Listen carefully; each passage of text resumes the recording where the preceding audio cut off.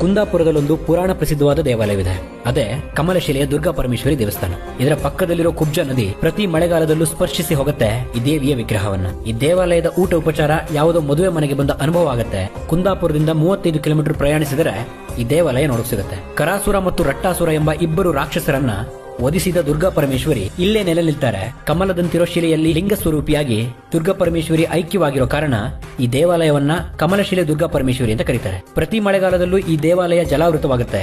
ಕುಬ್ಜಾ ನದಿಯ ನೀರು ಈ ಉದ್ಭವ ಲಿಂಗವನ್ನ ಸ್ಪರ್ಶಿಸಿ ಹೋಗುತ್ತೆ. ಈ ದರ್ಶನ ಮಾಡಿದ ನಂತರ ನನ್ನ ಗಮನ ಪ್ರಸಿದ್ಧವಾಗಿರೋ ಇಲ್ಲಿಯ ಭೋಜನ ಶಾಲೆಯ ಕಡೆ ಹರಿಯುತ್ತೆ. ಪ್ರತಿದಿನ 100 ಜನರಿಗೆ ಅನ್ನದಾಸೋಹ, 10-15 ಬಗೆಯ ಅಡಿಗೆಗಳು. ಅಲ್ಲಿಗೆ ಬರೋ 100 ವಿದ್ಯಾರ್ಥಿಗಳು ಮತ್ತು ಭಕ್ತರು ಪ್ರತಿಯೊಬ್ಬರನ್ನು ಗಮನಿಸಿ ಉಪಚರಿಸೋ ಅಲ್ಲಿಯ ಜನರು. ಇದೆಲ್ಲವೂ ಯಾವುದೋ ಮದುವೆ ಮನೆಗೆ ಹೋದ ಅನುಭವವನ್ನ ಕೊಡ್ತು. ಇಷ್ಟೆಲ್ಲ ಅಡುಗೆ ತಯಾರಿಸುವ ಶ್ರಮದ ಬಗ್ಗೆಯೂ ಯೋಚನೆ ಬಂತು. ಭಕ್ತಿಯಿಂದ ಅನ್ನಕ್ಕೆ ನಮಸ್ಕರಿಸಿ ಊಟ ಮಾಡುತ್ತಿದ್ದ ವಿದ್ಯಾರ್ಥಿಗಳು ಭಕ್ತರ ಜೊತೆಗೆ ಕೂತು ಊಟ ಮುಗಿಸಿ ದಾಸ್ತಾನು ಕೊಠಡಿಗೆ ಹೋದಾಗ ಅಲ್ಲಿದ್ದ ತರಕಾರಿ ರಾಶಿಯೇ ಇಲ್ಲಿ ತಯಾರಾಗೋ ಅಡಿಗೆ ಎಷ್ಟು ಅನ್ನೋದ್ರ